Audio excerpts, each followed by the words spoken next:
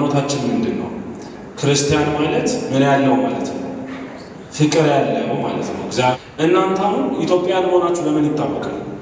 በመልካችሁ አይደል? ባለባበሳችሁ ምን መሆናችሁ ይታወቃል? ኢትዮጵያን መሆናችሁ ይታወቃል። ክርስቲያን ደግሞ ክርስቲያን መሆኑ የሚታወቀው እርስ በርሱ ምን ሲያደርግ? ሲዋደድ እርስ በርሳችሁ ታለ። መጽሐፍ ቅዱስን በአንድ ቃል እንግለጸው ከተባለ ለአንተ እንዲደረግልህ የምትፈልገውን ለሰው አድርግ፣ ለአንተ እንዲደረግብህ የማትፈልገውን በሰው ላይ በቃ። ይሄ ክርስትና ማለት ሶስት ነገር ናቸው። ስለዚህ አንድ ጎበዝ አገልጋይ ምን ያደርጋል? ራሱን እንደ እርሳስ ይቆጥራል። ድንጋይ ነው የሚል ካለዚህ ውስጥ በድንጋይነቱ ቤተክርስቲያን ይሰራል። የሰማችሁ ወርቅም የሆነ በምንነቱ ይስራል። አልማዝ ነኝ ያለ በአልማዝነቱ ይስራል። ቤተክርስቲያንን ለመሰራት ድንጋይ ማሰብ። ድንጋይ ነኝ የምትሉ ካላችሁ ኑ ወደ ቤተክርስቲያን። ቤተክርስቲያን ትፈልጋችኋለች፣ ስሯት። ከእናንተ መካከል ብርቱካን ፈልጉ ወይ የሆነ በጣም የሚጣፍጥ ፍሬ ፈልጉ፣ እሾ ሳይነካው ያንን የሚወስዳል ወይ የንባን ማር ፈልጎ ሳይነደፍ ማሩን የሚወስዳል የለም ማለት። ስለዚህ በአገልግሎት ሁሉ ጊዜ ምን አለ ማለት ነው? መከራ አለ። መከራ ማለት 24 ሰዓት መጸለይ አይደለም። ክርስትና ማለት 30 ደቂቃ ጸልዩ 24 ሰዓት ከእግዚአብሔር ጋር ነው። መንፈስ ቅዱስ አሐዱ አምላክ አሜን። በስመ አብ ወወልድ መንፈስ ቅዱስ አሐዱ አምላክ አሜን። በስመ አብ ወወልድ መንፈስ ቅዱስ አሐዱ አምላክ አሜን። በአብ ስም አምነን አብን ወላዲ አስራጺ ብለን፣ በወልድ ስም አምነን ወልድን ተወላዲ ብለን፣ በመንፈስ ቅዱስ ስም አምነን መንፈስ ቅዱስን ሰራጺ ብለን ምንም እንኳን ለጠይቁ አካላት በስም በአካል የሚገቡ ሶስት እያልን ምናምን በመለኮት በአገዛዝ ይህንን ዓለም በመፍጠር በማሳለፍ በባህሪው ያሉና አንድ አምላክ ብለን በማመን በሁለት ወገን ንጽሕት ድንግል በምትሆን በእናታችን በእመቤታችን በቅድስተ ቅዱሳን በንጽሕተ ንጹሐን በቅድስት ድንግል ማርያም ዘላለማዊ ምልጃና ጸሎት በማመን በቅዱሳኑ ተራዳኢነት በመተማመን ክቡርና ቅዱስ የሆነውን የአምላካችንን የእግዚአብሔርን ቅዱስ ቃል ለመነጋገር እንጀምራለን። ሁሉን የሚችለው አምላካችን እግዚአብሔር ጥበቡን ምስጢሩን ይግለጥልን። አምላካችን እግዚአብሔር የወደደውን ሞልቶ የረቀቀውን አቅቶ የራቀውን አቅርቦ በሕሊናችን ሰሌዳ በልቦናችን ጓዳ ላይ ያኖርልን። እንደምን ቆያችሁ? እንኳን አደረሳችሁ። በቅድሚያ እንኳን ደህና መጣችሁ ለአባቶቻችን። ምክንያቱም ዛሬ ነው እየሰማ ያለሁት ትልቅ ሰንበት ትምህርት ቤት እንደሆነ አውቃለሁ። ተስፋ ኢየሩሳሌም ዛሬ ነው እንግዲህ በመስራቾች ፊት ተገናኝተን እኔ እውነት ለመናገር እንግዲህ እግዚአብሔር ማለት የሚያስተምረው ያ ነው እንጂ አባቶቻችን ብዙ የሚነግሩን የሚመክሩን ብዙ ቃል እንዳላቸው አምናለሁ እና እግዚአብሔር ያስተምራል ሁላችንም። እስማ ባለው ክሌቱ ሰለስቱ ገዋነ ህያሂሉ ማይከል የሆኑ ሁለቱም ሶስቱም ሆናችሁ በስሜ የተሰበሰቡ ማን ያስተምራል የሚለው መጽሐፍ። ስለዚህ ከዚህ ሰዓት ጀምሮ የሚናገረው ማለት ነው።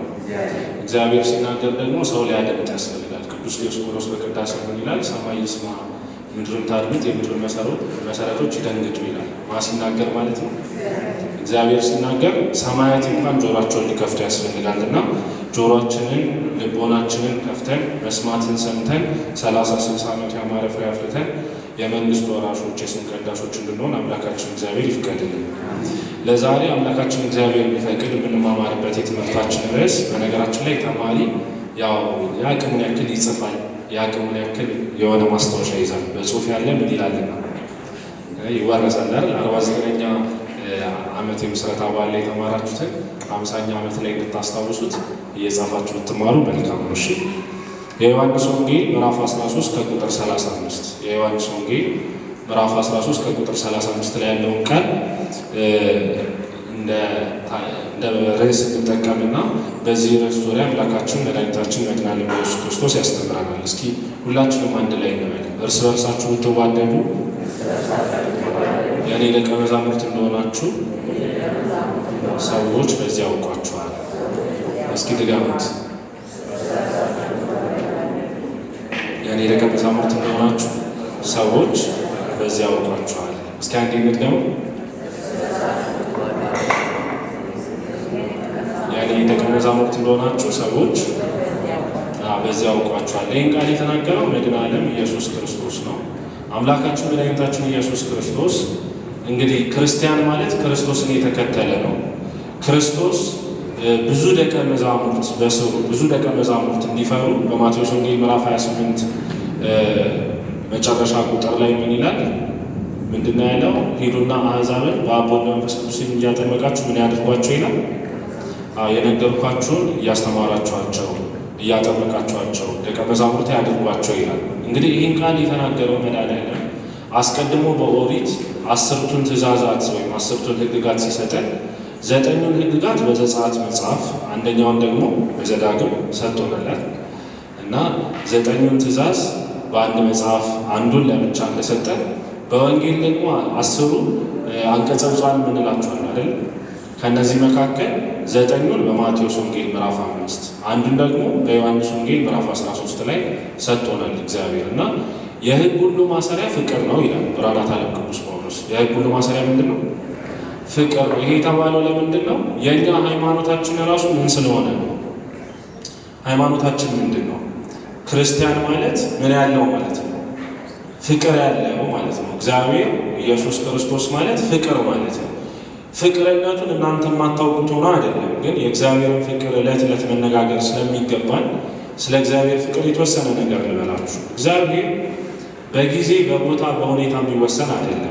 ሁሉን የሚችል በሁሉ ቦታ የሞላ ሁሉን የሚያውቅ አምላክ ሆኖ ሳለ ከሰማይ ሰማያት ወረደ፣ ከእናታችን ከቅድስት ድንግል ማርያም ተወለደ እና የሰውን ስጋ የሰውን ባህሪ አድርጎ የሰውን ስጋ ተዋህዶ ሰውን ምን አደረገው? እግዚአብሔር አዳነው ማለት ነው። ጥንተ ጠላታችን ዲያብሎስ በእባብ ላይ አድሮ ሰውን እንዳሳተ እግዚአብሔር በሰው ላይ አደረና ሰውን ምን አደረገ ማለት ነው? አዳነ። ይሄ በጣም ትልቅ ምስጢር ነው። በቤተ ክርስቲያናችን ሁልጊዜ የምንነጋገርበት የሚያስደንቀን ምስጢር ብለን እንኳን በቤተ ክርስቲያን የምንነጋገርባቸው 2 ምስጢሮች አሉ። በጣም ትልልቅ ምስጢሮች ማለት ነው። ደረቅ ምስጢራት ይባላሉ። አንደኛው ምስጢረ ሥላሴ የእግዚአብሔርን አንድነቱን ሦስትነቱን ተነጋግረን የምንዘልቀው የምንጨርሰው አይደለም። እግዚአብሔር አንድ ሲሆን ፍጹም አንድ ሲሆን ፍጹም ሦስት ነው፣ ፍጹም ሦስት ሲሆን ፍጹም አንድ ነው እንላለን። አብ ወልድን ወለደው፣ መቼ ወለደው፣ እንዴት ወለደው አትበል። ይህንን ማለት ጭንቅ ነውና ይላሉ ሰለስቱ ምዕት በቅዳሴያቸው።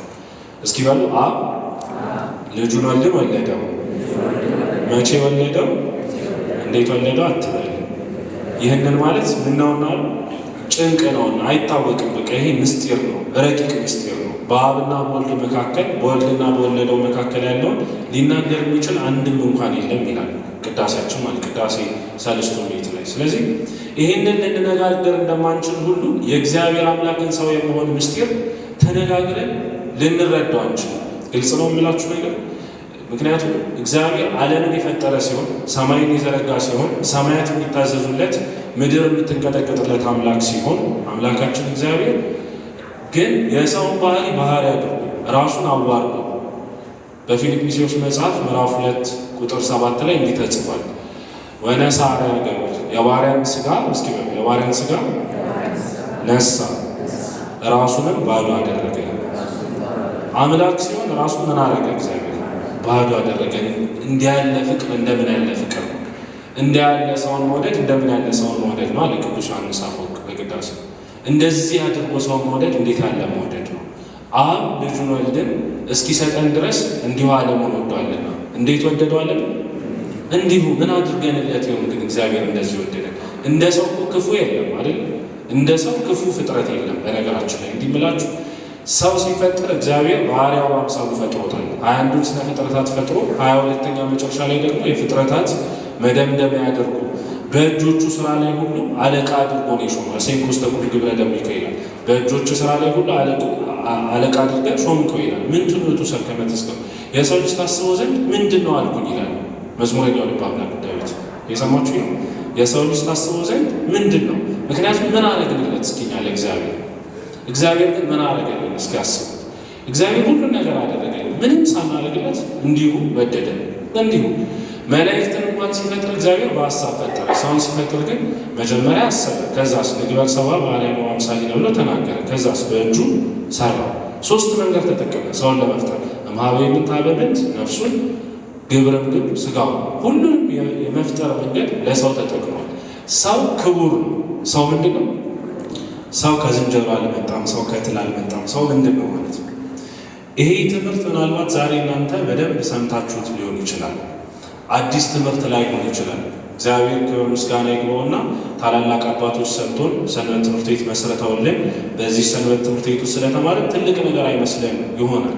አባቶቻችን እናቶቻችን ግን በዘመኑ በጣም የሚያስገድል በጣም ትልቅ ክህደት ምን ነበር? ሰው ከዝንጀሮ አልመጣም ብሎ ማሰብ አይደል? ብፁዕ አባታችን አቡነ ጎርጎርዮስ ታሰሩ የነበሩ ስለ ብፁዕ አቡነ ቴዎፍሎስ ታውቃላችሁ? ሰንበት ትምህርት ቤት እንዲመሰረት ያደረጉ አባት ናቸው። ዶክተር ናቸው። በነገራችን ላይ ግን ዶክተርነታቸው እንዲታወቅ አይፈልጉም። ይህም በኋላ እመጣበታለሁ፣ እነግራቸዋለሁ። ሰበካ ጉባኤ ቤተ ክርስቲያን የመሰረቱ አቡነ ቴዎፍሎስ ናቸው። ሁለተኛው የኢትዮጵያ ፓትርያርክ ማለት ነው። እና ልክ ክርስቶስ ራሱን ባዶ እንዳደረገ እኛ ራሳችንን ባዶ እንድናደርግ ይፈልጋል። ገብቷችኋል እምላችሁ? ስለዚህ እግዚአብሔር ከሰማይ ሰማያት ወረደ። ከሶስቱ አካላት አንዱ እግዚአብሔር ወልድ ኢየሱስ ክርስቶስ ከሰማይ ሰማያት ወረደ። ሁሉን የሚችል ሲሆን እንደማይችል ሆነ። ድሃ ሆነ። ራሱን ድሃ አደረገ።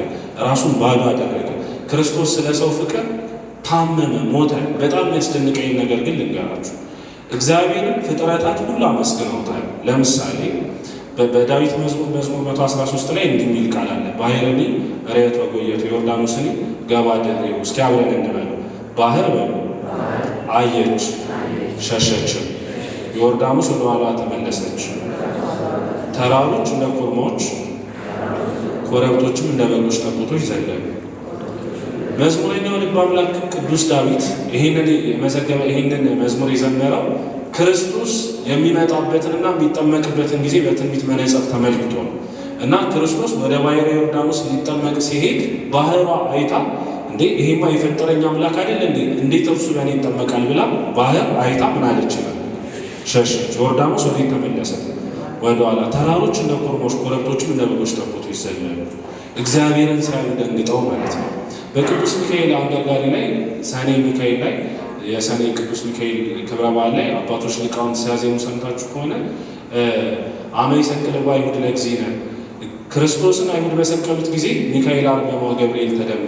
ቅዱስ ሚካኤል አይቶ ዝም አለ። ቅዱስ ሚካኤል ምን አለ?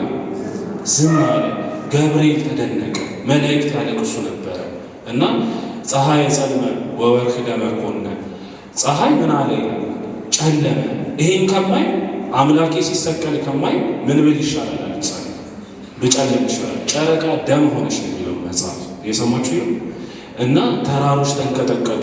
የቤተ ክርስቲያን መጋረጃዎች ለሁለት ምናምን አይደንቅም? ምክንያቱም እግዚአብሔር ሲሰቀል አይቶ ግዑዛን በነባቢ ነፍስ በነባቢ ስጋ በደማዊት ስጋ የማይመላለሱ ግዑዛን ፍጥረታት እንኳን እግዚአብሔር መከራውን አይተው ይህን ከምናይ ብለው ከዋክብት ከሰማይ ረግፈዋል። የሰማይ ኃይላት ተናውጠዋል። በጣም የሚደንቅ ነገር ግን በዚህም ሰዓት ክርስቶስን ይገርፈው የነበረው ሰው ነው።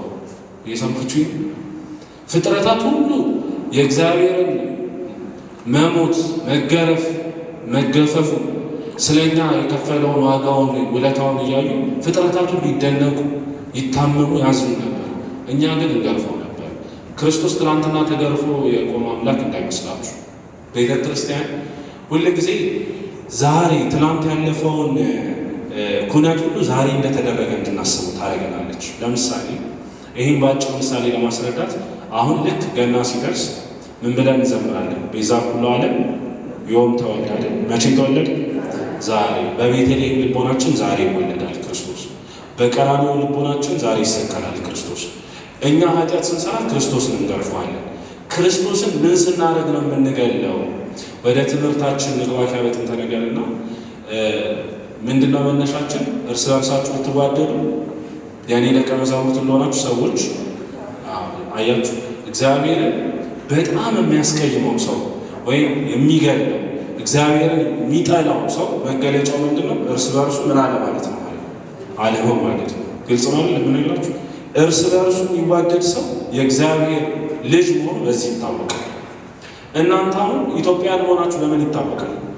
በመልካችሁ አይደል? ባለባበሳችሁ ምን መሆናችሁ ይታወቃል? ኢትዮጵያን መሆናችን ይታወቃል። ክርስቲያን ደግሞ ክርስቲያን መሆኑ የሚታወቀው እርስ በርሱ ምን ሲያደርግ? ሲዋደድ። እርስ በርሳችሁ ተዋደዱ። በሉቃስ ወንጌል ምዕራፍ 6 ላይ ጌታችን እንዲህ አለ፣ የሚረግሟችሁን በሉ እስኪ መርቁ፣ የሚጠሏችሁን ውደዱ። የሰማችሁ እንደው አውግስጢኖስ የተባለው የቤተ ክርስቲያን ሊቅ ምን ይላል? መጽሐፍ ቅዱስን በአንድ ቃል እንግለጸው ከተባለ ለአንተ እንዲደረግልህ የምትፈልገውን ለሰው አድርግ፣ ለአንተ እንዲደረግብህ የማትፈልገውን በሰው ላይ በቃ ይሄ ነው መጽሐፍ ቅዱስ ሙሉ ከኦሪት ዘፍጥረት እስከ ዮሐንስ ላይ በአንድ ቃል ሲገለጽ ይሄ ነው። የሰማችሁ ክርስትና ማለት ሩቅ ያለ እምነት አይደለም። የምናመልከው አምላክ ሩቅ ያለ እግዚአብሔር አይደለም። መንግስተ ሰማያት ሰነያ ከያኮነ ያዘ መንግስተ ሰማያት በዚህ ያለሽ ብሏችሁ ወይም በዚህ ያለ ቢሏችሁ ናት ብሏል። መንግስተ ሰማያት ሰነያ ማዕከሊቱ መንግስተ ሰማያት የት ነው ያለችው? በመካከላችሁ ነች። በመካከላችሁ ነች የተባለው ምንድን ነው? ብትዋደዱ ብትፋቀሩ እርስ በርስ አንድ ብትሆኑ የእግዚአብሔር መንግስት በእናንተ መካከል አለሽ ማለት ነው። አምላካችን መድኃኔ ዓለም ኢየሱስ ክርስቶስ ብትወዱኝስ አለ። እስኪ በሉ ብትወዱኝስ ትእዛዜን ጠብቁ። የእግዚአብሔር ትእዛዝ በአንድ ነገር ይጠቃለላል። ባልንጀራህን በሉ እስኪ እንደምን ውደድ? ልክ እንደ ራስህ ውደድ። አያችሁት? ልክ እንደ ራስህ። ለክርስቶስ የምንከፍለው ውለታ ምንድን ነው? እየሰማችሁ ነው? ክርስቶስ ሰቀል ነው፣ ገረፍ ነው፣ አሳመም ነው፣ የሸዋ አክሊል ደፋንበት፣ በችንካር ቸነከር ነው። ከዚህ ሁሉ በኋላ እንኳን ይቀራል። እየሰማችሁ ነው? ከዚህ ሁሉ በኋላ በጣም እኮ የሚደንቅ አምላክ እኮ ነው ያለን። ኃጢአት ሁሉ ፈጽመን ወደ እሱ ስንሄድ በምሕረቱ ያጥበናል። እኔ ክርስቶስ በጣም እንደሚበደል የትዳር አጋር ቆጥሯል። ክርስቶስ እየሰማችሁ በጣም እንደሚበደል እኛ የክርስቶስ ሙሽሮች ነን። በ40 እና በ80 ቀን የእግዚአብሔር ልጆች ሆነን ታትመናል። ሙሽሮች ነን። የማን ሙሽሮች ነን? የእግዚአብሔር ሙሽሮች ነን። ግን ወደ ሰይጣን ሁሉ ጊዜ እየሄድን ምን ማግጡ ሙሽራ ማለት ነው። እየሰማችሁ እምንዋሽ፣ እምንሰርቅ፣ እምንተማማ አይደለም። በመጽሐፍ ገላትያ ምዕራፍ 2 ቁጥር 15 ላይ ብርሃናት ዓለም ቅዱስ ጳውሎስ እንዲህ ይላል፣ እርስ በርሳችሁ ስትጠላሉ፣ እርስ በርሳችሁ ስትነካከሱ፣ እርስ በርሳችሁ እንዳትተላለፉ ተጠንቀቁ። እየሰማችሁ እርስ በርሳችሁ ምን እንዳትሉ። ማንም እኔ የክርስቶስ ነኝ ካለ እርስ በርሱ ይዋደዳል። ማንም እርሱ በርሱ የማይዋደድ ከሆነ ደግሞ እርሱ የማን ነው ማለት ነው? የሰይጣን። እየሰማችሁ ሰይጣን ማለት የስሙ ትርጓሜ ቀጥታ ትርጉሙ መስተጻረር፣ መስተቃረን፣ የሚጣላ የሚቃረን ማለት ነው። የሰማችሁ ምን የሚል ነው አልኳችሁ? የሚጣላ እና ምን የሚል ነው?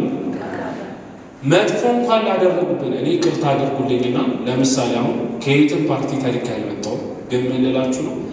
መንግስት እንኳን ክፉ ቢሆን መጥፎ ቢሆን ክፉ መንግስት ቢመጣ የምታሸንፉት በምን እንደሆነ ታውቃላችሁ? በፍቅር ነው። የክርስቲያን ጦሩ ጋሻው ሁሉ ምንድን ነው? ፍቅር ነው። የሰማችሁ ሄሮድስና ጲላጦስን አይነት ክፉ መሪ ከየት ይመጣል? እስኪ ናቡከደነጾርን ያክል ክፉ መሪ አለ እንደ ሰዎች ተወዳጆች ንገሩ። እንደ ናቡከደነጾር ክፉ መሪ አለ? ሰለስቱ ደቂቅ ወደ ናቡከደነጾር ሲገቡ እንዲህ ይሉ ነበር፣ ንጉሥ ሆይ 1000 ዓመት ንገስ። እየሰማችሁ ነው? እስኪ አሁን እውነት እንነጋገርና ከእኛ መካከል ወደ መሪያችን ሲገባ ንጉሥ ሆይ 1000 ዓመት ንገስ የሚላል በፍጹም አይደለም። ልቦናችን በምን የተሞላ ሆኗልኛ? ሰይጣን ቀስ በቀስ በመንግስት፣ በሰዎች፣ በጎረቤት በምን እያደረገ ጥላቻን ወደ ልቦናችን አስገብቶታል። ሰው ግን በተፈጥሮ ሩህ ነው። ሰው በተፈጥሮ እግዚአብሔርን የሚመስል ነው። ምክንያቱም ሥላሴ ሲፈጥሩን እንዲህ ብሏል፣ ንግበር ሰብአ በአርአያነ ወአምሳለ። ሰውን እንደ መልካችን በምናችን እንፍጠር፣ በምሳሌያችን። ይህን ያክል ካልኳችሁ ወደ እኛ እንምጣ እስኪ፣ ወደ እኛ ህይወት። እንዴት ክርስቲያን ነው? እኔ ዛሬ አዲስ የምሰብካችሁ የእግዚአብሔር ቃል ነው። እናንተ ሁላችሁ በጣም የተማራችሁ ናችሁ። 49 ዓመት ያስቆጠረ ሰንበት ትምህርት ቤት አለ አይደለም? ከዓለም መፈጠር በፊት በነ ቅዱስ ገብርኤል በነ ቅዱስ ሚካኤል ዘንድ የነበረች ሃይማኖት አለች። እውነት አሰት አይደለም? ግን ሃይማኖቱን መኖር የጀመርነው መቼ ነው ጥያቄ። እየሰማችሁ ሃይማኖቱን መቼ ኖር ነው? ሰንበት ትምህርት ቤት ተመላልሰናል። መቼ መጣን ሰንበት ትምህርት ቤት? በነገራችን ላይ አንድ ነገር ልንገራችሁ፣ በቤት ውስጥ ማገልገልና ባለቤቱን ማገልገል ይለያያል። የሰማችሁ ምን አልኩ? በቤት ውስጥ ማገልገልና በቤት ውስጥ እያገለገልን ባለቤቱን ሳናገኘው ስንት ዓመት አስቆጥረን። አንዳንዶቻችን ልክ ቤተ ክርስቲያንን እንደ አንድ ቤት ብትወስዷት ማለት ነው፣ ማድ ቤት ነው ያለ ነው ወይ መጸዳጃ ቤት ነው ያለ ነው። ሳሎን ገብተን ባለቤቱን አግኝተን አናውቅም። ባለቤቱ ያለው በቅዳሴ ላይ ነው።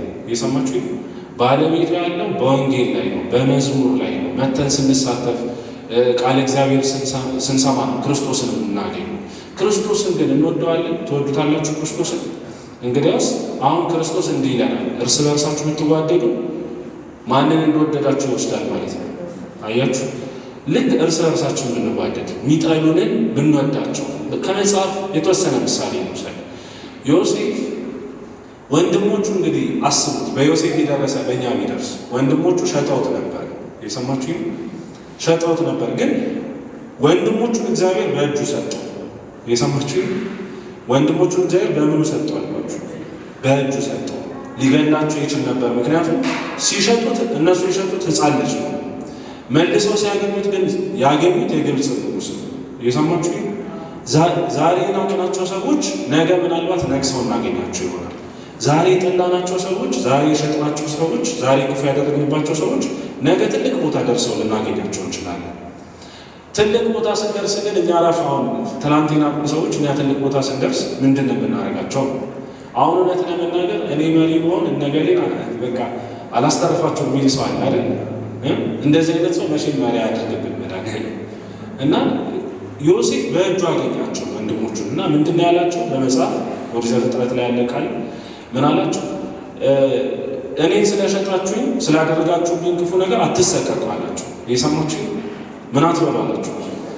በልብ ሆነው ምን አደረገላቸው ማለት ነው? ሻረላቸው፣ ይቅርታ አደረገላቸው። ወንድሞቹ ናቸውና ወደዳቸው።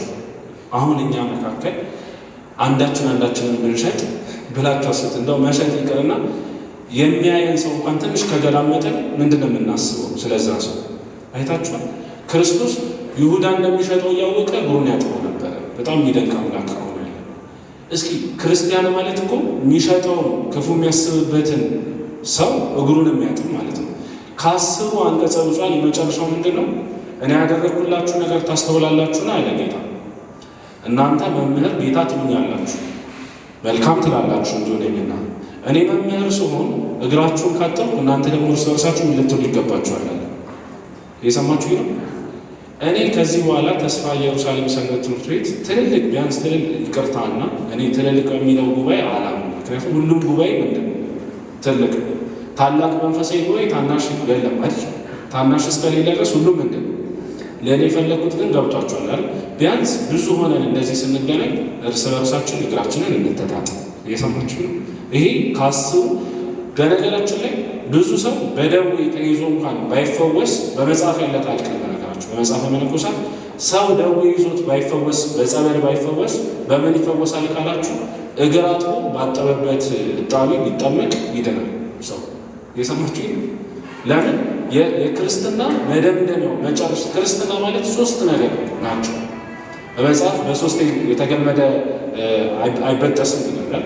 ሶስቱ ማለት አንደኛው ፍቅር፣ ሁለተኛው ትህትና፣ ሶስተኛው ምስጢራዊነት ነው። የሰማችሁ ምን አልኳችሁ?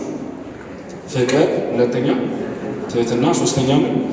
ይቺን ተማምረን ትምህርታችንን እንጠቀልላለን ማለት ነው። አሁን ያለሁት ፍቅር ላይ እርስ በርሳችሁ ብትፋቀሩ የኔ ደቀ መዛሙርት እንደሆናችሁ ሰዎች በዚህ ምን ይሏችኋል? ያውቋችኋል።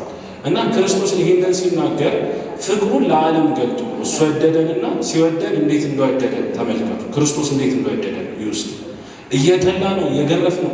ክርስቶስ ለጨለመለት ፀሐይ፣ ለወደቁለት ከዋክብቶች፣ ዝም ላለለት ቅዱስ ሚካኤል ወይ ላለቀሰለት ቅዱስ ገብርኤል ወይ ለሸሸች ባህር ወይ ለዘለሉ ተራሮች አልተሰቀለም። ክርስቶስ የተሰቀለው ለገረፍ ነው፣ ለጠላ ነው፣ ለእኛ። እንዴት እንደወደደን አያችሁ? ሰው ቢጠላችሁ፣ ሰው ቢነቅፋችሁ፣ ሰው ክፉ ቢላችሁ፣ ሰው መጥፎ ነገር ቢያደርግባችሁ ምን አድርጉ ማለት ነው? ውደዱት። የሰውን ልጅ በፍቅር ታሸንፋላችሁ። በመጽሐፈ ምሳሌ ጠቢበኛው ሰለሞን እንዲህ ይላል፣ ሰውን መጥፎ ወንድምህን ክፉ ቃል ብትናገረው ለእርሱ መልካም አደረግለት። እየሰማችሁ ለእሱ ምን አደረግለት? ወንድምህን ግን ብትወደው በእርሱ ላይ የመከራ ዝናብ ታዘንብበታለህ። እየሰማችሁ ማፍቀር፣ የሚጠሉንን ማፍቀር ለእነዛ ሰዎች ምንድን ነው? ሞት ነው።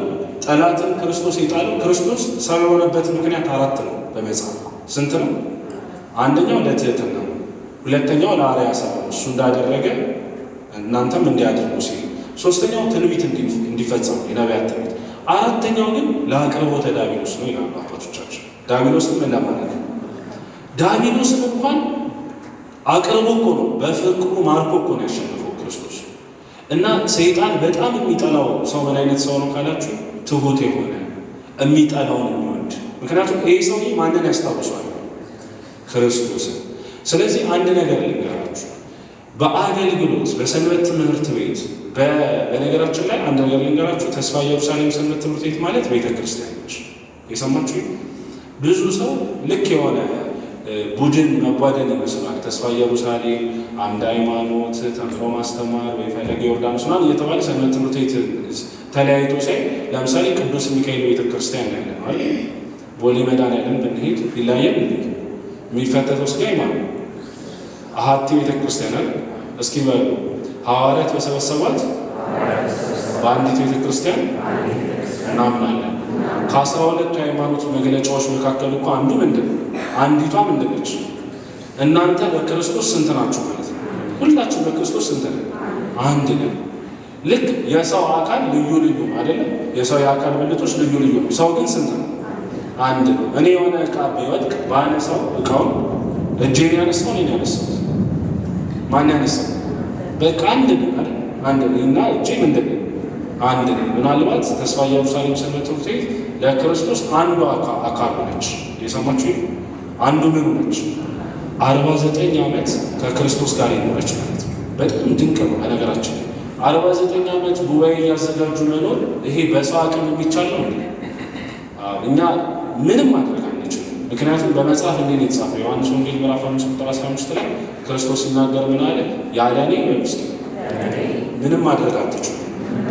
ስለዚህ አሁን ሰይጣን የሚያመጣብንን ክፉ ሀሳብ እርስ በርስ እንድንጣላ እንድንቀያየም ይሄ ኢንቪዚብል የሚሉታል አይደል ፈረንጆች ምንድን ነው አንድ ሰውና አንድ ሰው እንዳይታያዩ በመካከል የማይታይ ምን አለ?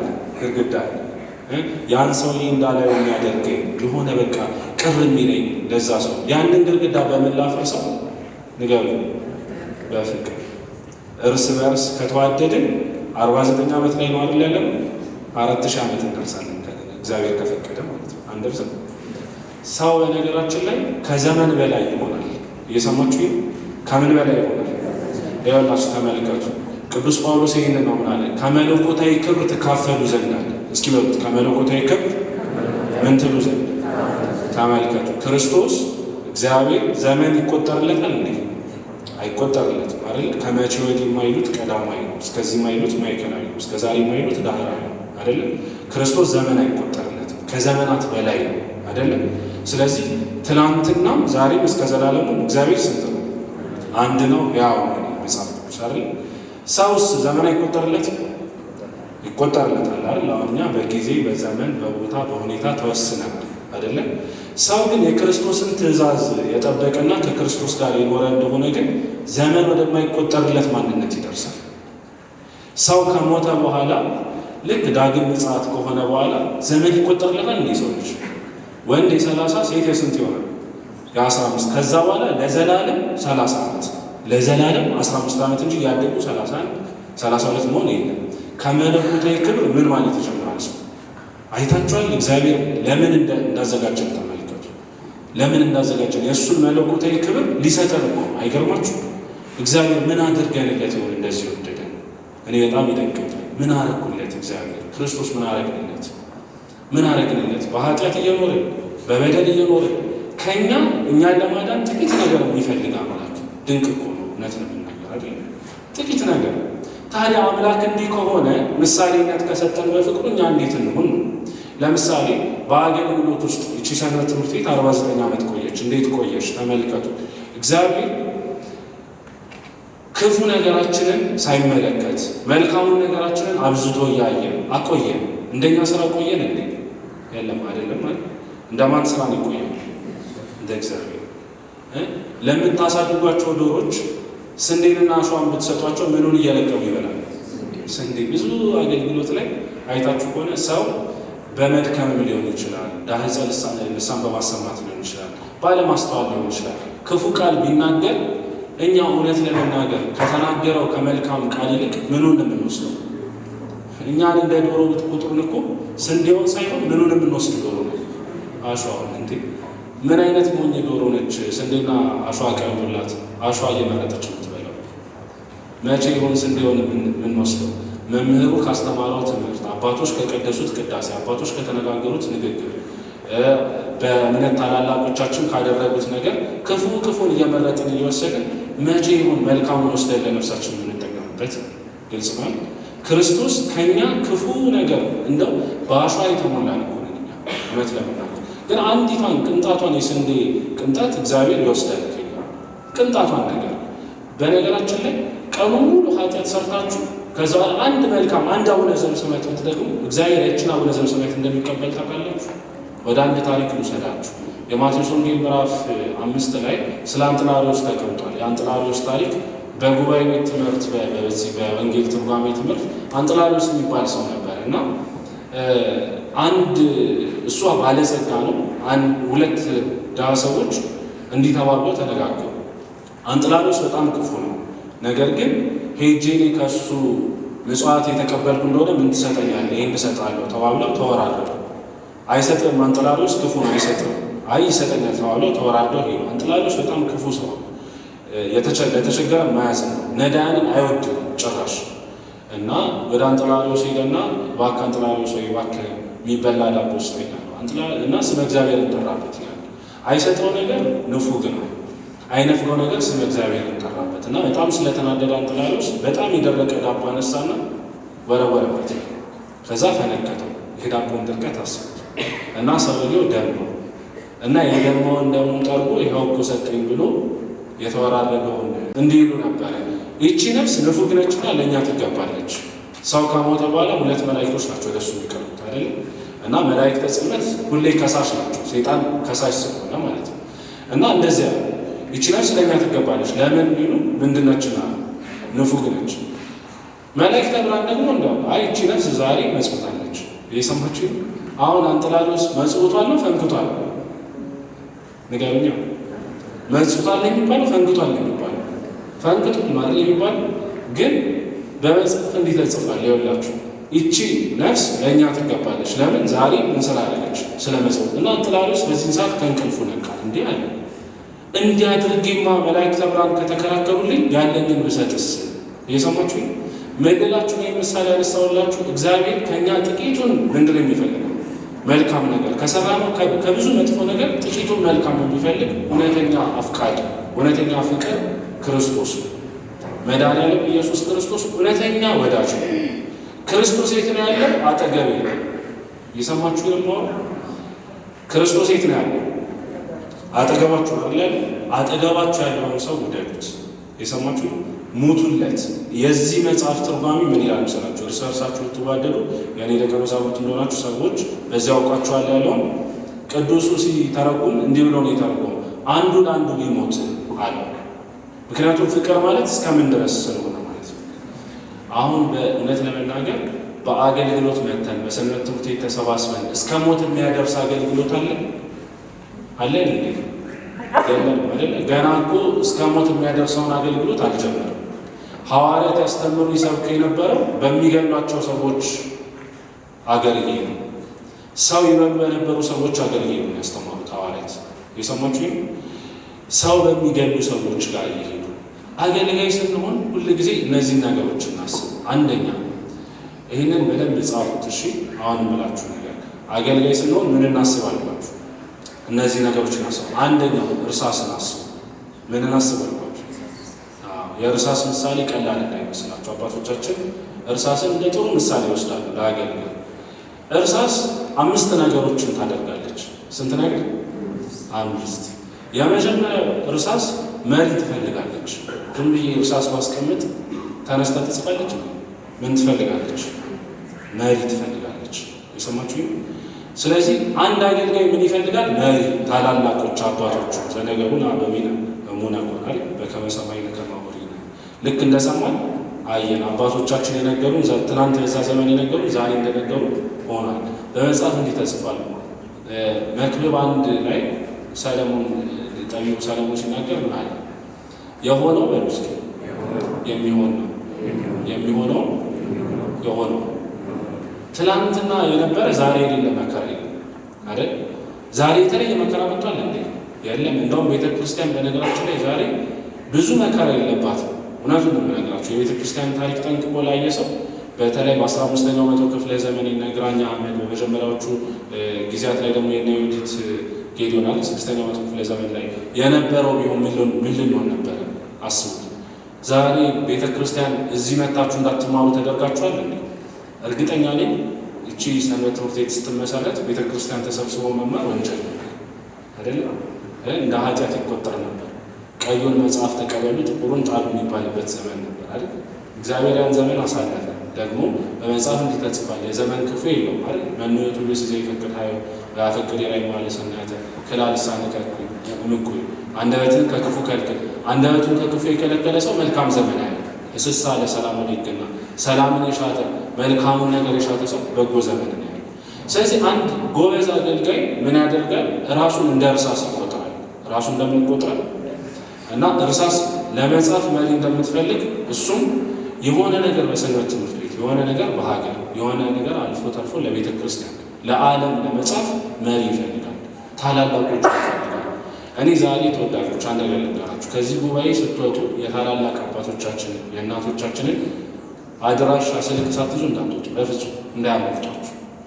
ምክንያቱም የዛሬ ዓመት ሊሆን ይችላል ታገኟችሁ። በአገልግሎት የሆነ ነገር ሲያጋጥማችሁ መሪዎች አሉ። የዛሬ 49 ዓመት ይህን ሰንበት ትምህርት ቤት የመሰረቱ እነሱን እንጠይቁ፣ ወደ እነሱ እንጠጋ። እግዚአብሔር ማለት ክርስቶስ ማለት እነሱ ናቸው። ግልጽ ነው። ክርስቶስ በሰማይ ያለ ከሰማይ ሆኖ የሚያይን አምላክ እንዳይመስላችሁ። በሰው እያደረ እኛን የሚመክር የሚገስጽ አምላክ፣ በነቢያቱ አድሮ ያጽናናን ክርስቶስ ነው። በሐዋርያቱ አድሮ እስከ አጽናፈ ዓለም ድረስ ያስተማረን ክርስቶስ ነው። በመላእክቱ አድሮ ዘውትር የሚጠብቀን ማን ነው? የሚገርማችሁ አሳድጎ አብልቶ አጠጥቶ ሰንበት ትምህርት ቤት አምጥቶ እዚያ ያቆየን ራሱ ክርስቶስ ነው። በሰዎች እያደረ ሁሉ ነገር የሚያደርግልን ማን ነው? ስለዚህ የምንኖረው ሁሉ ጊዜ ከማን ጋር ነው? ከክርስቶስ ጋር ስለምንኖር መጽሐፍ ምን ይላል መሰላችሁ? ይባል ሁሉ ጊዜ በጌታ ደስ ይበላችሁ። ፊልጵስዩስ ምዕራፍ 4 ከቁጥር 4 ላይ እንዴ ሁሉ ጊዜ በጌታ ደስ ይበላችሁ፣ ሁሌ ከኛ ጋር ስለሆነ ማለት ነው። ስለዚህ አንድ አገልጋይ ወደ አንድ መሪው ወደ አንድ ታላቁ የሄደ ምን በቃ የኛ እኮ መሰላችሁ ትህትናን ክርስቶስ እንደሚወድ ትዕቢትን ክርስቶስ ምን ያደርጋል ማለት ነው። እኔ እችላለሁ የሚልን ሰው ክርስቶስ ይጠላል። ምክንያቱም መጽሐፍ እንዲህ ስለተጻፈ ኃይልን በሚሰጠኝ በክርስቶስ ሁሉን እችላለሁ። ሁሉን የሚያስችል ማን አለ? በአገልግሎት በመንፈሳዊ ሕይወት ድካም ሲገጥማችሁ በነገራችን ላይ ይህችን ቃል በሉ፣ ሰይጣን ከእናንተ ይርቅ፣ ኃይልን በሚሰጠኝ በክርስቶስ ሁሉን እችላለሁ። ጠላቴ ሆይ በሉ ውስጥ ሰልፌ እግዚአብሔር። አንደኛ ሳሙኤል ምዕራፍ 1 ቁጥር 17 ላይ ምን አለ? ዳዊት ሰልፉ የማን ነው? በቃ ጎልያድን እንዴት አድርጎ ዳዊት ይጥለው ነበር? ሰልፉ የማን ባይሆን ነው? ዘጸአት 14 ላይ ምን ይላል መሰላችሁ? እናንተ ዝም ትላላችሁ፣ እግዚአብሔር ስለ እናንተ ምን ይላል? ይዋጋል። እግዚአብሔር ተዋጊ ነው። ስለማን ይዋጋል? እግዚአብሔር ስለኛ። ምን የሚያስፈራ ነገር አለ? ከቶ ከክርስቶስ ጋር እየኖሩ መፍራት አለ እንዴ? የለም እኮ አይደል? የሚፈራማ ብቻ ነው እግዚአብሔር ብቻ። ምክንያቱም የጥበብ መጀመሪያ ማንም መፍራት ነው። ስለዚህ ተመልከቱ፣ እግዚአብሔርን እየፈራን በፍቅር አንድ ሆነን እንደ አንድ ልብ መካሪ እንደ አንድ ቃል ተናጋሪ ሆነን መሪ ብንይዝ እርሳስ ማለት አንደኛው እርሱ ግልጽ ማለት። ሁለተኛው ከእርሳስ ምን እንማራለን? እርሳስ ባጠፋች ጊዜ ሕሊና አላት። ላጲስ የሚባል ይዘማችሁ ያጠፋችሁን ምን ታደርጋለች? ታጠፋለች አይደል? ብትሳሳት ምን ታደርጋለች? ታጠፋለች። የተሳሳታችሁን በንስሐ እንድትታጠቡ የሚያደርግ ምን አላችሁ? ሕሊና ልቦና አላችሁ። በልባችሁ ልታነስ ተለወጡ እንጂ ይህንን አለ አትምሰሉ ነበር ይመጻፍ። ስለዚህ ብናጠፋ ምን አለ? ሕሊና አለ። ከእርሳስ ይህንን ሳጠፋ ላጲስ አለ። ያጠፋሁትን ምን ማድረግ እችላለሁ? መሰረዝ እችላለሁ። በጣም እድለኞች እኮ ነን ታውቃላችሁ። እግዚአብሔር የንስሐን በር ከፍቶልናል። መቼ ይዘጋዋል?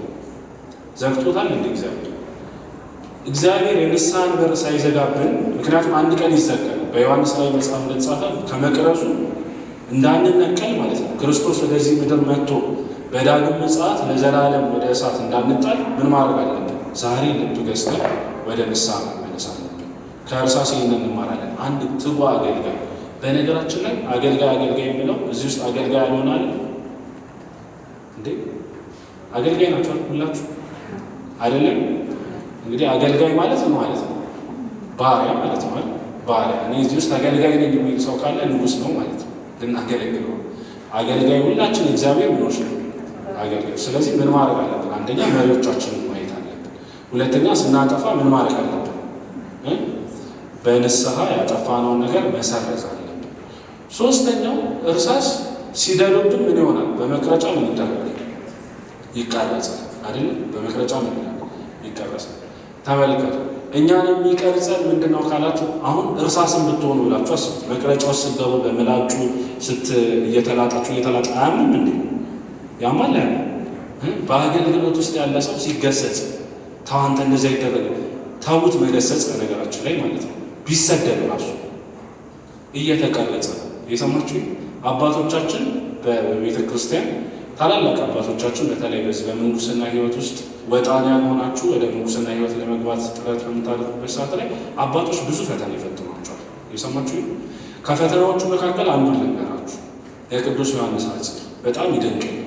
አባ ባይሞን የተባሉ ለቅዱስ ዮሐንስ አጽር አባት የነበሩ አንድ ታላቅ አባት እና ቅዱስ ዮሐንስ አጽር ወደ እርሳቸው ሲመጣ ትህትናን እንዲማርላቸው ከማሰብ ምን ያደርጉ ነበር? አንተ ክፉ ሰው ሂድልኝ ከዚህ እያሉ በራፋቸው ላይ ነበር የሚያደርጉ እና ሲወጡ ሲገቡ ምራቃቸውን ልጥፍ እያሉበት እየረገጡት የሚወጡት። አሁን ተወዳጆች እኛውን ሚረግጠን የሚኖር እንዴት እንሆን ነበር? ስለ እውነት የሰማችሁ ሚረግጠን እንኳን የሚረግጠን ቀርቶ የሚገላምጠን የሚኖር እንዴት እንሆን ነበር? እኛ ያው ስለምናውቅ እርስ በርስ ስለምንታወቅ ምን እናደርጋለን? አቅፈኑልን አትቅሩብን ምናምን እንጂ አገልግሎት እንዲያደርግ አባቶቻችን እኛን ከመውደዳቸው የተነሳ ምን ያደርጋሉ? መከራ ያጸኑብናል። የሰማችሁ በመከራ የሚጸና መከራ እኮ የሚደርስበት ሰው ራሱ የተባረከ ነው። እንደው ቢያንስ ለመከራ እድሉን የሰጠን እግዚአብሔር ይመስገን። የሰማችሁ ሁላችንም ደግሞ ያለ መስቀል ወደ ሰማይ ማድረግ የለም። ክርስቶስ ሳይሰቀል ሳይሞት ነው እንዲያደረገው ክርስቶስ። የክርስቶስን ግርፋት አስቡት፣ 6666 ግርፋት። ከግርፋቱ በላይ ደግሞ በሚወዱት ሰው መካድ። ጴጥሮስም ይሁዳም እኮ ክደውታል ክርስቶስ። ስንት ጴጥሮሶች አሉ አጠገባቸው የካዷችሁ? ስንት ይሁዳዎች አሉ አይደል? ማን ተከተላችሁ እስከ መስቀል? እናንተ ምናልባት እኮ ዮሐንስ ብቻ ነው እስከ መስቀል የሚከተላችሁ። ሁሉ አላውቀውም የሚሉበት ጊዜ ይመጣል። እናንተ የሰማችሁ ክርስቲያን ማለት ሕይወቱ ይሄ ነው። ግን በዚህ ውስጥ ክርስቶስ ጴጥሮስን ተቀየመ እንዴ? ክርስቶስ አይገርማችሁ? የካደውን ጴጥሮስን የሐዋርያት አለቃ አደረገ። አሁን እኛ የካዱንን ሰዎች እውነት ለመናገር አይደለምና በሕይወታችን ላይ አለቃ ልናደርጋቸው ከዛ በኋላ ልናያቸው እንፈልጋለን። ክርስትናችን ምኑ ጋር? እርስ በርሳችን መዋደዳችን ምኑ ጋር? እና ወደ እርሳሱ ስመለስላችሁ ስንት ነገር ነገርኳችሁ ስለ እርሳስ። አንደኛው ምንድን ነው?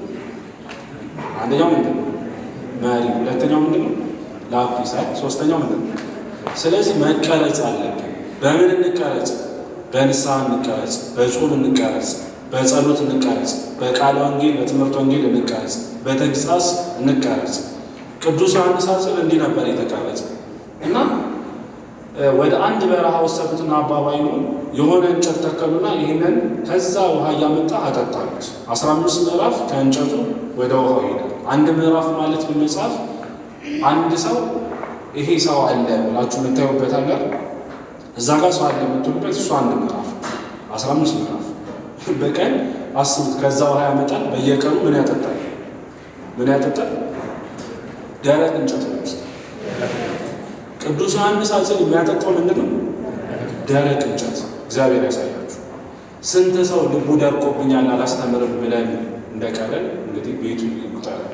እየሰማችሁ ስንት ሰው ይሄማ ከዚህ በኋላ አገልጋይ አይሆንም፣ ይሄማ ከዚህ በኋላ ክርስቲያን አይሆንም ብለን ተስፋ ቆርጠንበት በቃ አይመጣም ብለን የማንደውልለት ሰው የለም። ቅዱስ ዮሐንስ ደረቅ እንጨት ነበር ውሃ የሚያጠጣ። ውሃን እንደ ቃል እግዚአብሔር ውሰዱት፣ ደረቁን እንጨት እንደማያመንስ ውሰዱት። በትጋት ይህንን በማድረጉ ያ እንጨት ምን አለ? ለመለም ዛፍ ሆነ።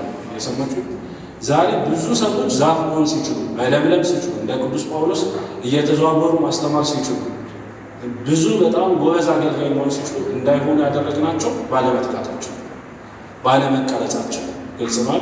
ስለዚህ ከእርሳስ ተማሩ። መቀረጽ ያስፈልጋል። መቀረጽ ሁል ጊዜ እግዚአብሔር እኛን የቃሉን ውሃ እንዲያጠጣን በቃ ቢያንስ እንጨቱን ሆነን እንመጣ። የሰለሞን ቤተ መቅደስ ለመስራት ወርቅ ብቻ ነው እንዲያስፈልግ ነው? አልማዝ ብቻ ነው ያስፈልግ? ውሃ ብቻ ነው ያስፈልግ? ድንጋይ ነኝ የሚል ካለ እዚህ ውስጥ በድንጋይነቱ ቤተ ክርስቲያን ይሰራ። የሰማችሁ ወርቅም የሆነ በምንነቱ ይስራ፣ አልማዝ ነኝ ያለ በአልማዝነቱ ይስራ። ቤተ ክርስቲያንን ለመስራት ድንጋይም አስፈልጋል። ድንጋይ ነኝ የምትሉ ካላችሁ ኑ ወደ ቤተ ክርስቲያን። ቤተ ክርስቲያን ትፈልጋችኋለች፣ ስሯት። ክርስቶስ ቤተ ክርስቲያን የሰማችሁ ነው። አራተኛው ከእርሳስ የምንማረው ነገር ምንድን ነው? እርሳስ እንደው ከላይ ያለው ነገሩ ቢያምርና ውስጡ ምንድነው የሚባለው? ይሄ መጻፊያ ባይኖር ምን ዋጋ ነው? ስለዚህ ውስጡ ያለው ሊድ ነው የሚባለው። ሊዱ በጣም አስፈላጊ ነገር ማለት ከላይ አምሮ መታየት፣ ከላይ መሯሯጥ አገልግሎት እንዳይመስላችሁ።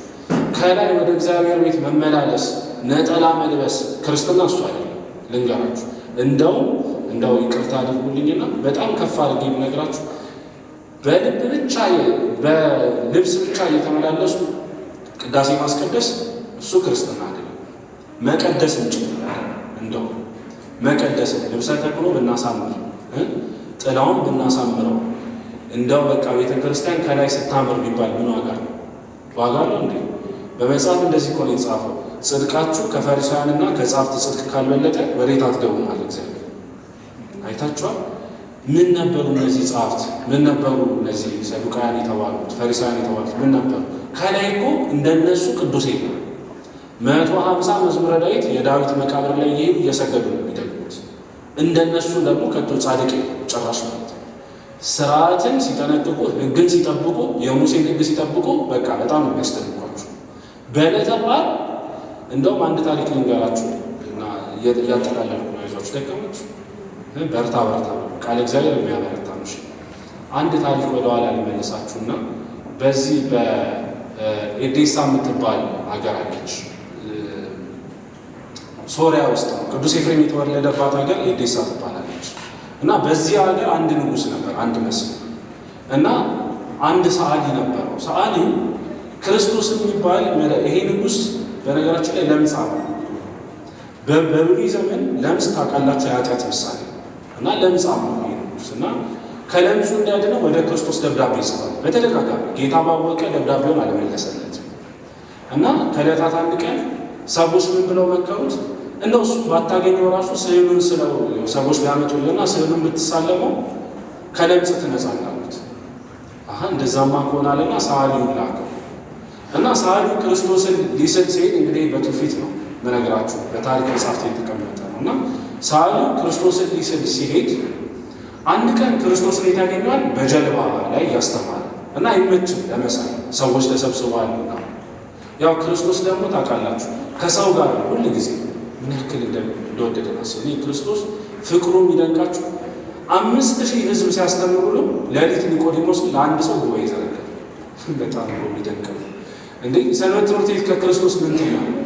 እዚህ ዛሬ በቀን የምናስተምረው እናንተ ስላላችሁ ማለት ሳይመቸው ሌሊት የሚመጣ ካለ አዲስ ችን ተስፋ ኢየሩሳሌም የምትረከቡ ልጆች ከክርስቶስ ይሄን ነው ማለት ማታ የሚመቸው ካለ ማታ አስተምሩት በሚመቸው ግልጽ ማለት ሳምራዊቷን ሴት ለማስተማር ለአንድ ሴት ጉባኤ ይዘረጋል ክርስቶስ ለአንድ ሰው። ይሄ ሁሉ ሰው ባይኖር አንድ ሰው ሊመጣ ማስተማር እንዳለብን ምሳሌ ሲሰጠን ማለት ነው። ግልጽ ማለት እና ሲመጣ አንድ ቀን የሚያገኘው መርከብ ላይ ነው። ይሳል አይ በቃ ዛሬ አይሆንም ብሎ ይመለሳል። ከሩቅ ሀገር ነው የሚመጣው እንግዲህ አስቡ፣ ከግሪክ ማለት ነው ወደ ኢየሩሳሌም ተመልሶ በነጋታው ሲመጣ በሌላ ጊዜ ደግሞ ተመልሶ ሲመጣ የሚያገኘው ክርስቶስን 5000 ገበያ ምናምን ሕዝብ እያስተማረ እንግዲህ የተጻፈ ታሪክ አልነግራችሁ። የሆነ ጊዜ ላይ ደግሞ በተራራ ያገኘዋል ከሰዎች ጋር እና ምንም የሚመች ጊዜ አላገኘም እና ሰዎች ምን መከሩት? እኒ አይሁድ ዓርብ ላይ ሄደ ብትስለው ብቻውን ልታገኘው ይችላል። ምክንያቱም አይሁድ ዓርብ የመዘጋጀት ቀናቸው፣ ቅዳሜ ምንድን ነው ሰንበት። ስለዚህ ሄደ ዓርብ ላይ ሳለ ዓርብ ቀን እነሱ ካጠፉ እግራቸውን ካጠፉ ምን ያደርጉ አይዘረጉ ከዘረጉ ምን ያደርጉ። ስለዚህ ዓርብ ቀን ይህን ታሪክ ያነሳውላችሁ ታሪኩን ጨርስላችኋል። አይሁድ ምን ያክል ስርዓት እንደሚጠነቅቁ ይነግራችሁ። ታሪኩን ግን ልጨርስላችሁና በጣም የሚያሳዝነው ይሄ ሰዓሊ ክርስቶስን ሊስል ዓርብ ቀን ሲሄድ ክርስቶስ እየተገረፈ ነበር ያገኘው እና እንዲህ ነበር ያለው። ይሄ ቀን ለእኔ በጣም መጥፎ ምርጫ ነው፣ ለዓለሙ ግን የድነት ቀን ነው አለ እና ሊስለው አለና የስዕል ጨርቁን ሲያወጣ ክርስቶስን ሳየው ፊቱ በደም ተነክሮ ነበር። ፊቱ ላይ ብዙ ጭረት ነበር፣ ሊስለው አልቻለም። ከደሙ ጎርፍ የተነሳ ፊቱ አይታይም ነበር እና ይሄ ሰዓሊ አዘንና ከጨርቁን አውጥቶ ውሃ አስነክቶ ለአንዲት ሴት ሰጣት። እባክሽ ፊቱን ጥረግልኝና ልሳለው አላት። የሰማችሁ እና ፊቱን ልታርገው በዛ ጨርቅ ከጠረገችው በኋላ ስታየው የክርስቶስ ስዕል ምኑ ላይ ታትሟል? የመጀመሪያ በቤተ ክርስቲያን ታሪክ የመጀመሪያው ቅዱስ ስዕል በነገራችን እና ይቺ ሴት እንደ ሮማውያን ባህል ቬሮኒካ ትባላለች። ስዕሉን ይዛ ወደ ሮም ሄደችው ይላሉ። ኢስተርን ቸርች ደግሞ እኛ ምስራቃውያን ቤተክርስቲያን ደግሞ ሶፊያ ትባላለች። ስዕሉን ለዚህ ሰው መልሳለች ብለን እናምናለን። ግልጽ ነው። እና ስዕል አንድ ስዕል ከተሳለ በኋላ ከስር ምን ይጻፋል? የሳለው ገሌ ነው፣ አፈወርቅ ተክሌ ገሌ ምናምን ተብሎ ይጻፋል። እና በዚህ ስዕል ላይ ይህ ሰው ነበር የጻፈው። እስኪ በሉ በሰው እጅ ያልተሳለ ስዕል። አይገርም? ክርስቶስ አይታችኋል? ሰው ጠይቆ ለምናችሁት እባክህ ጌታ አድነኝ ብላችሁት ማለት ነው። ይሄ ስዕል ተመልሶ ወደ ንጉሱ ለምጹን አድርጎታል። በነገራችን ምን ልላችሁ ነው? ሳሌኝ ብላችሁት ክርስቶስን ማለት ነው። ለምናችሁ ክርስቶስ ይሄን አድርግልኝ ብላችሁ የሆነ ቀን የለውም እግዚአብሔር የሚመልስበት። አይታችኋል? እና ወደ ትምህርታችን እንመለስና አይሁድ እንዲህ ነበሩ፣ በጣም በቃ ሕግ የሚጠነቅቁ ግን ክርስቶስ ከአይሁድ ይልቅ ማንን ነበር ያድን ነበር? ዘማዊው አይደለም፣ ወንበዴው። ታውቃላችሁ? ማርያም ኃጢት የሐዋርያት ሐዋርያቸው ትባላለች። እስኪ በሉ የሐዋርያት ምናቸው? እቺ ሴት በጣም ኃጢአተኛ ሴት ነች። በጣም ከኃጢአቷ ብዛት የተነሳ ሰው ሁሉ ዘማዊነቷን ያውቃል። ግን አንድ ቀን ወደ ልቧ ክርስቶስ ገባና በስምዖን ዘለምጽ ቤት ሮጣ ክርስቶስን አገኘችው። በእግሩ ስር ወደቀች። እንደው ተወዳጆች እንደ ቀልዳችሁት አሁን ማወራውን ቃል ምክንያቱም እስኪ ያስቡት። አይሁድ እንደዛ ሕግ ከጠበቁ ዘማዊት ሴት ካዩ ምን አድርገው ይገሏታል? ወግሮ ይገሏታል። እወገራለሁ ብላ ሳትፈራ። አሁን ዛሬ እንደምትወገሩ ብታውቁት መጡ ነበር። እዚህ አይታችኋል። እግዚአብሔር ምን አይነት ልብ እንደሚፈልግ ልብሳችሁን ሳይሆን ምናችሁን ቅደም ይላል መጽሐፍ። ልባችሁ አያችሁ። ክርስቶስን የሚፈልግ ልብ እንኳን አይደለም አሁን ተመሻሽቶለት ሰንበት ትምህርት ቤት ተብሎ ተዘጋጅቶለት ምናምን አይደለም። እንዲህ ጉባኤ ተዘርግቶለት አይደለም። እንዲህ ባይሆን መከራ እያየ መምጣት አለበት። መከራ እያየ ምክንያቱም መከራይቶ እኮ ነው አይደል ክርስቶስ ያዳነ። መከራይቶ ላዳነን አምላክ መከራይተን እንመጣለት ምን ውለታ ከፈልን ይባላል። ስለ እውነት ማለት ነው። እቺ ሴት ሄዳ ወደ ክርስቶስ አለቀሰች። እግሩ ስር ለጸጉሯ እግሩን አሸችው። ሽቷን ልትከፍቶ አልቻለችም መጽሐፍ እና ሰበረችው፣ በፊቷ አፈሰሰች። እና ስምዖን ምን አለ? እቺ ሴት ማን እንደሆነች ቢያቅ፣ ይህ ሰው እውነት መሲህ አይደለም፣ ቢያቅ ኖሮ እቺ ሴት ማን እንደሆነች ወግሮ በገደላት ነበር። ክርስቶስ ግን ምን አለ? ስምዖን ሆይ በሉ እስኪ በሉ ስምዖን ሆይ አንተ ከመጣሁበት ሰዓት ጀምሮ ለእግሬ ውሃ አላቀረብክልኝ። 49 ዓመት ሙሉ ወደ ሥጋ ወደሙ ካልቀረብን ከባድ። ሰንበት ትምህርት ቤት ከመጣን ጊዜ አንስቶ እስካሁን ድረስ ወደ እግዚአብሔር ወደ ክርስቶስ ካልቀረብን ከባድ። ክርስቶስ በእኛ ቤት ቢሆን ምን ዋጋ አለው? ተወዳጆች፣ እኛ የስምዖን ዘለምጽ ምሳሌ። ክርስቶስ በስምዖን ዘለምጽ ቤት ነበር።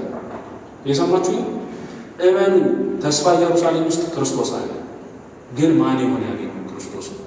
አንዳንዶች ከውጭ መጥተው ዘሙተው መጥተው አመንዝረው መጥተው ሰርቀው መጥተው አግኝተውት ይወጣል። አይገርማችሁ? እኛ ግን በቤታችን ሳናገኘው ይኸው ስንት ዓመት ሆነ። ራሳችሁ መርምሩ እና ምን አለ? አንተ አለ ለእግሬ ውሃ አላቀረብክልኝ። ይቺ ሴት ግን ከመጣች ጊዜ ጀምሮ ምስታር ነበረ፣ በእንባ እግሬን ስታጥብ ነበር። አንተ ምግብ አላቀረብክልኝም፣ ሊያውም አብርሃም አባት አለኝ እያልክ እየተመጻደቅ። አብርሃም እኮ እንግዳ ሲመጣ ምግብ ያቀርባል። እቺ ሴት ግን ሽቷን አፈሰሰች፣ አለቀሰች በፊቴ እና ምን አለ? እስኪ በሉ በአንተ ቤት እሷ ከበረች። በተስፋ ኢየሩሳሌም ገብቶ ከብሮ የወጣ ማን ነው? የሰማችሁ? በተስፋ ኢየሩሳሌም ገብቶ ከብሮ የወጣ ሌላ ይሆናል እኮ እኛ ቤት ውስጥ ሆነን ሳንከብር ማለት ነው። በጣም የሚደንቀኝ ሌላው ወንበዴው እንኳን በመስቀል ላይ ሲሰቀል ምን አለ? እርሱስ ምንም አላደረገም፣ እኛ እንደ በደላችን ነው እንሰቀላለን። ይህ ሰውዬ ከአዳም ቀድሞ ከአብርሃም ቀድሞ ከኢዮብ ቀድሞ መጀመሪያ ገነት ገባ። ይገርማችሁ።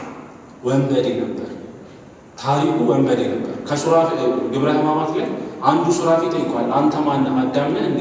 አይደለም። እንዴ እንዴት እግዚአብሔር መጀመሪያ አዳምን ሳይልክ አንተ ላከ? እሺ አንተ ማነህ? አብርሃም ነህ? አይደለም። እሺ ዳዊት ነህ? አይደለም። ማነህ አንተ? ወንበዴ። የሰማችሁ ምንድን ነው? እስኪ ወንበዴ ነበር።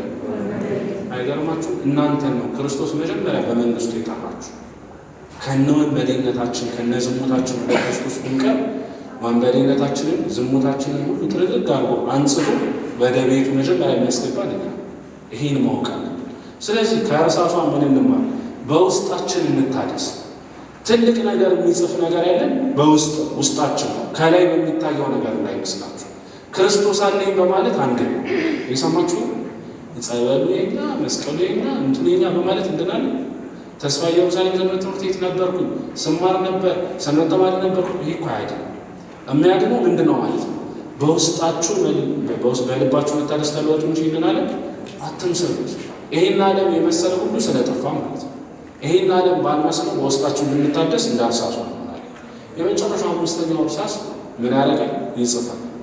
አንደኛው ምን ያደርጋል? ጠፋባችሁ? መሪ ያለው አይደል? እርሳስ አንደኛ መሪ ያለው፣ ሁለተኛስ ላጲስ፣ ሶስተኛስ፣ አራተኛስ ሌሎች፣ አምስተኛ ምንድን ነው? ይጽፋል። ታሪክ ጽፎ ለትውልድ ልክ አባቶቻችን እናቶቻችን ዛሬ ቅድም መምህራችን ሲያነቡልን እንደነበረው ማለት ነው የሆነ ታሪክ ጽፈው ለትውልድ የሚወረስ አስቀመጡ። እኔ በክርስቶስ ፍጹም እርግጠኝነት እነግራቸዋለሁ እዚህ በመካከላችን ያሉት አባት እናቶቻችን በፍቅር ስለተዋደዱ ነው ዛሬ እዚህ የመጡት። የሰማችሁ? እኔ ዛሬ እዚህ ላለን ወጣቶች አንድ ጥያቄ አለ። እግዚአብሔር ፈቅዶልን እድሜውን ሰጥቶ የዛሬ 40 ዓመት እዚህ እንመጣ ይሆን? እዚህ እንገናኝ ይሆን? እውነት ሰንበት ትምህርት ቤታችን ያን ያክል እንወዳታለን? የዛሬ 40 ዓመት እዚህ ለመገኘት የሚችል ማን ይሆን? የሰማችሁ? እስኪ ያብቃን እግዚአብሔር። ልቦናችንን ለውጡ። ልክ እንደ አባቶቻችን እንደ እናቶቻችን እርስ በርስ አፋቅሩ እግዚአብሔር። የሰማችሁ? ራሳችንን ትሁት አድርጉ። ማንም ሊያገለግል ወደ እግዚአብሔር የሚመጣ ሰው ቢኖር እርሳሱ ነው፣ ትሁት ይሁን። አገልጋይ መጥፎ ነገር ሲነገረው ክፉ ቃል ሲነገረው ምን አይበል? ከቤተ ክርስቲያን አይጥፋ። አሁን እኮ ችግሩ ምንድን ነው? የት ይደርሳሉ ያልናቸው ልጆች በሰንበት ትምህርት ቤት መጥተው ዲያቆናት ይሆናሉ፣ ካህናት ይሆናሉ ያልናቸው፣ ሰንበት ትምህርት ቤቱን ያገለግላሉ፣ ስራ አስፈጻሚ ይሆናሉ ያልናቸው ልጆች በነገራችን ላይ እንዲስላችሁ ስራ አስፈጻሚ ለመሆን አታገኙ። እኔ በጣም ሁሉ ጊዜ አእምሮዬን ቅጥቅጥ የሚያደርገኝ አንድ ቃል ነገራችሁ። መጽሐፈ ምስጢር ላይ አባ ጊዮርጊስ ዘጋስጫ መጽሐፈ ምስጢር ምዕራፍ 10 ቁጥር 2 ላይ እንዲህ ይላል፣ አንሰ ፈቅድ ክርስቲያን ይሰማል። እስኪ በሉ እኔ ግን ክርስቲያን መባል እፈልጋለሁ። ይሄንን ያሉት አባ ጊዮርጊስ ናቸው።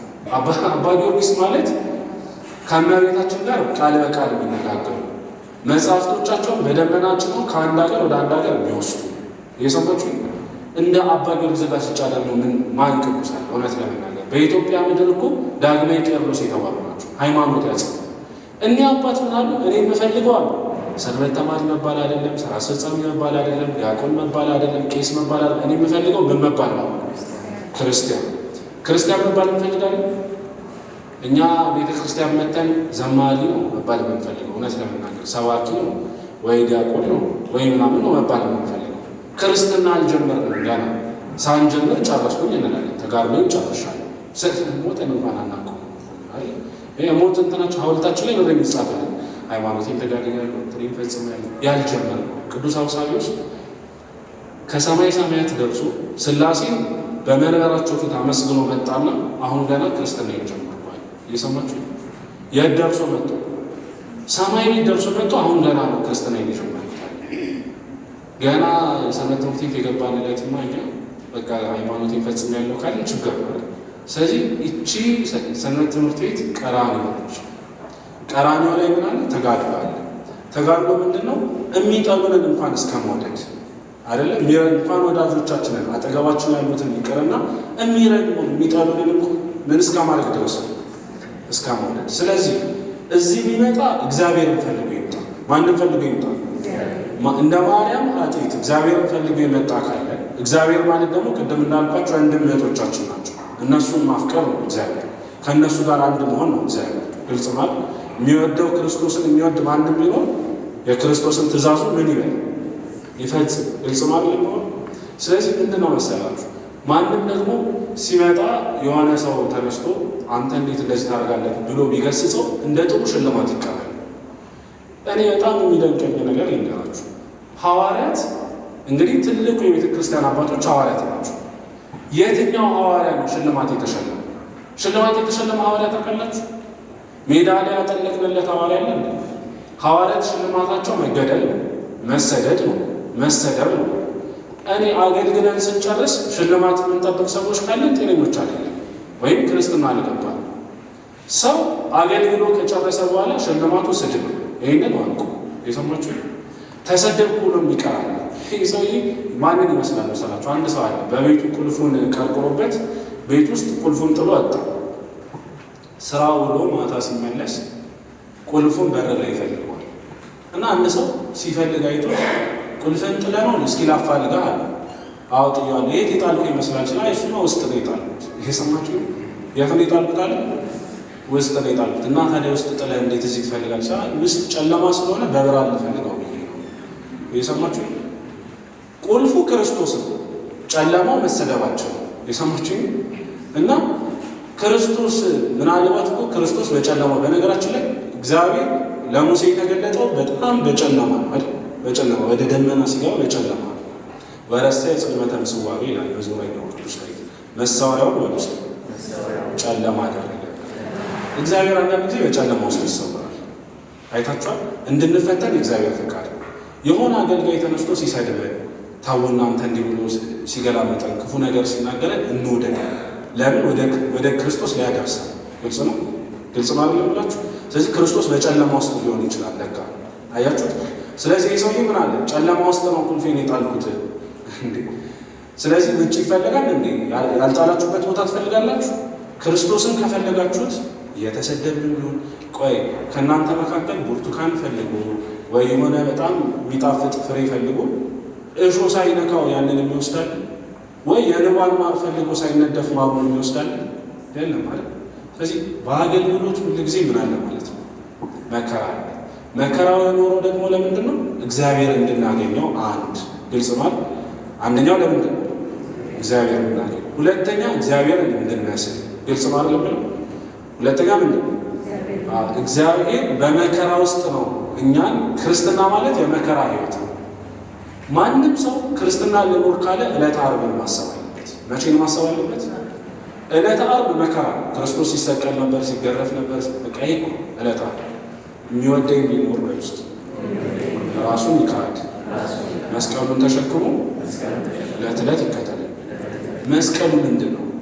መስቀሉ እኮ መናቃችን ነው፣ መገረፋችን። እነዚህ ኦርቶዶክሶች የኋላ ቀሮች ቤተ ክርስቲያን እኮ ነች አገርን እንደዚህ ኋላ ያስቀረችው መባል አይደል? ቤተ ክርስቲያናችን አይታችኋል? የስንት ዓመት ባለውለታ ዛሬ ምንድን ነው የምትባለው?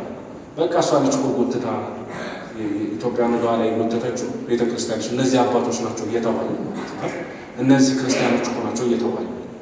ቤተ ክርስቲያን አባቶቻችን አንድ ቀን መጥተው እንዴት እንዲህ እንባላለን ስም ሰምታችሁ ታውቃላችሁ? ለምን? ቤተ ክርስቲያን ቅዱስ ዮሐንስ አፈወርቅ ምን ይላል? ክርስቶስ ከመስቀል ሲወርድ ቤተ ክርስቲያን ግን ምን አላለችው? አልወረደችው። ሞቱን በሚመስል ሞት በውስጥ ከእርሱ ጋር ከተባበረ ትንሣኤውን በሚመስል ትንሣኤ ከእርሱ ጋር እንተባበራለን። ተመልከቱ። ሐዋርያው ማነው? ቅዱስ እስጢፋኖስ በሐዋርያት ሥራ ምዕራፍ 7 ላይ እየተገረፈ ድንጋይ እየተወረወረበት ምን ይላል? የሚያደርጉትን አያውቁምና ሞቱን በሚመስል ሞት አልተባበረም። ስለዚህ ትንሣኤውን የሚመስል ትንሣኤ ያገኘ። ግልጽ ነው። ሐዋርያት እያስተማሩ ይሰደቡ ነበር፣ እያስተማሩ ይገረፉ ነበር። ያዩትን መከራ ተዩ። ቅዱስ ጴጥሮስ ቁልቁል ተሰቀላል። ቅዱስ ጳውሎስ ራሱን ተቀላ። ሌሎቹም እንደየ መስቀላቸው ይሰደዱ ነበር፣ ይገረፉ ነበር። ግን መስቀላቸውን እንደ ጥሩ ሽልማት ጠበቁት አይደለም? የቅዱሳን እረፍታቸው ምናቸው ነው? ንገሩኛ። ሞታቸው አይደለም? በህይወታቸው እረፍት የምትፈልጉት ታዲያ ለምንድን ነው? ክርስቲያን ከሆነ የእኔ እረፍቴ ምን መቼ ነው ማለት ነው? ስሞት። የእረፍት ቀናቸው ለእኛም እረፍት ሆኗል። እረፍታቸውን እኮ ነው፣ በእረፍታቸው አሳረፉን እኮ ነው የሚባል ቅዱሳን በእረፍታቸው።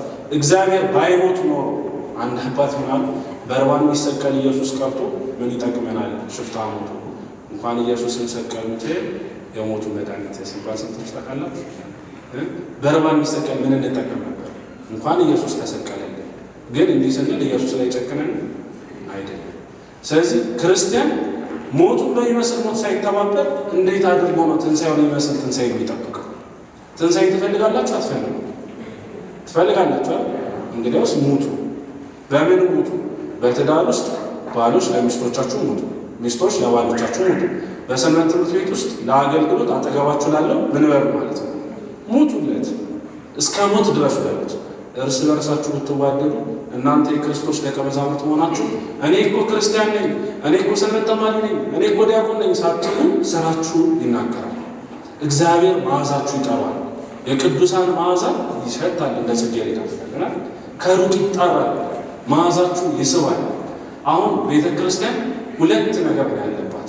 አንደኛው ዝንብ፣ የሰማችሁ ምንድን ነው ያለባት? ዝንብ እሽሽ እያለች የምታባረረው ማለት ነው። ይመጣል፣ ከዛም ከቆሻሻ ውሎ፣ ከዛም ከኃጢአት ውሎ፣ ከዛም ጾም ሳይጾም ውሎ አይደል እየበላ ሰው ሲበላ ብሩህነቱ ይጠፋል። እግዚአብሔር አይበላም አይደል? ሰው በእግዚአብሔር ምሳሌ ከተፈጠረ ሰው ካልበላ ማንን ወደ መምሰል ይሄዳል? ምን ጾም እኮ ለዚህ ነው። እግዚአብሔርም ምን ለማለት ነው? ለመምሰል አይደለም።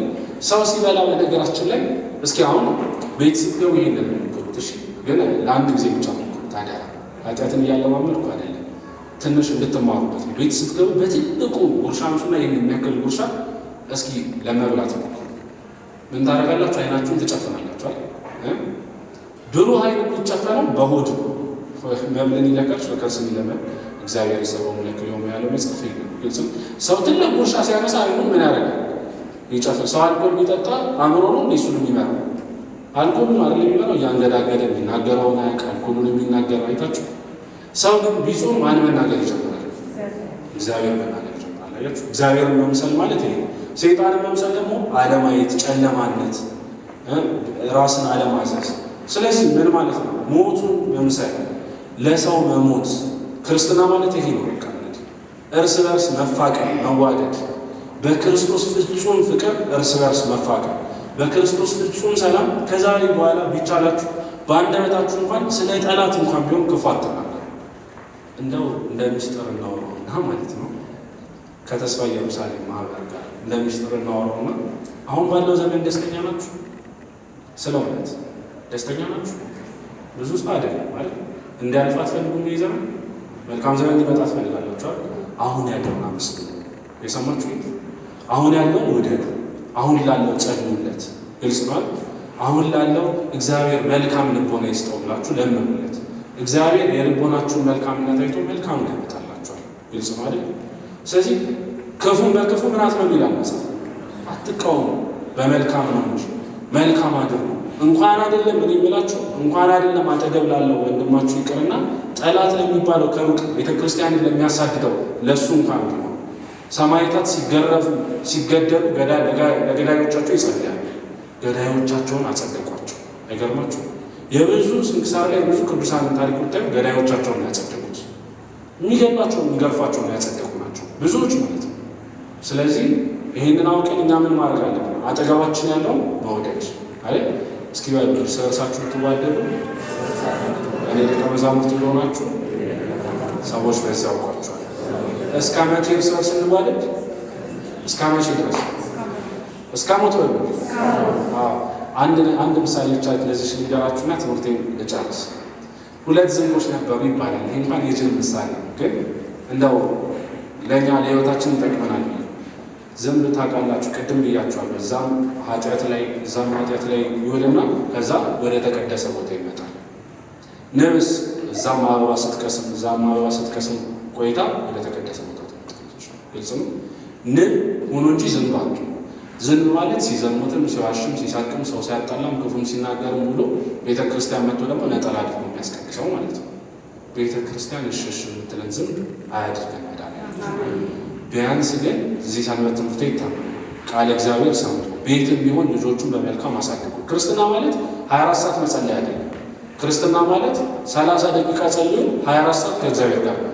እየሰማችሁ ክርስቶስ የሚፈልገው እኛ ቀኑን እንድናስቀድስ አይደለም። ለዚህ ነው በቤተ ክርስቲያን የቅዳሴ ሰዓት ውስን ነው አይደል? ከቤተሰብ ጋር የምንኖርበት ሰዓት ውስን፣ ስራ ላይ ያለንበት ሰዓት ውስን አይደለም አይደል? ስለዚህ ስራ ላይ መፋቀር፣ በትምህርት ቤት መፋቀር፣ ይሄ ነው ክርስትና። ከዛስ በጸሎት ደግሞ ተወስኖ በተወሰነ ሰዓት በተወሰነ ጊዜ ጾም ቢል ተከሎተ በሲ መብሎ ኃጢአት በጊዜ እውቅ የሚለው መጽሐፍ። በታወቀ ጊዜ በተለካ በተሰፈረ ጊዜ መጾም ጾም ማለት እንጂ ሳይበሉ መኖር አይደለም። ግልጽ ነው።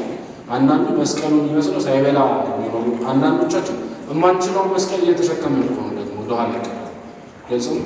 ውዳሴ ማርያም መስቀሉ የሆነ ውዳሴ ማርያም ድጋም፣ ሰላም ለኪ ከሆነ ሰላም ለኪ ማለት እናንተ ይህ ሁሉ መጽሐፍ ድጋም አላችሁ። እናንተ የተባላችሁ እርስ በርሳችሁ ምን በሉ። ይሄ ነው። ሰንበት ተማሪ ከሆናችሁ እርስ በርሳችሁ ተፋቀሩ። ሰንበት ትምህርት ቤታችሁ ከሩቅ የሚጣራ ነው። ጎራ እየለየን ቡድን እየለየን ነገሌ እንደዚህ ነገሌ እንደዚህ እየተባባል እየተገለማመጥ እሱን እግዚአብሔር ትወዱታላችሁ። ክርስቶስን ትወዱታላችሁ። እሺ መልካም። ከወደዳችሁት እርሱ እርግጠኛ ነኝ ይወዳችኋል። እኔ እርግጠኛ ያልኩት የኛን መውደድ ግልጽ ነው። ከወደድ ነው የሚጠሉንን እንውደድ፣ የሚወዷችሁ የምትወዱኝ እንጽድቃላችኋለን። እና እነዚህ ዝንቦች ይኸው በወተት ኩባያ ላይ ቁጭ ብለው እንዳጋጣሚ እንትና ወተቱ ላይ ወደቁ እና እንዳይበሩ እግራቸው በወተቱ ምን ብሏል ተይዟል። እና አንዷ ዝንብ አይ በቃ ከዚህ በኋላስ ምን እድል አለኝ ከመሞቶች አለች ነው ወደ ወተቱ ሰጠነች። የሰማችሁ ከዛ ሞተች። ራሱን እንዲገደላል ተስፋ ቆርጦ ማለት ነው። ብዙ ሰው ኑሮ ተስፋ አስቆርጦት የሆነ ችግር ተስፋ አስቆርጦት ከተስፋ ኢየሩሳሌም ይቀራል።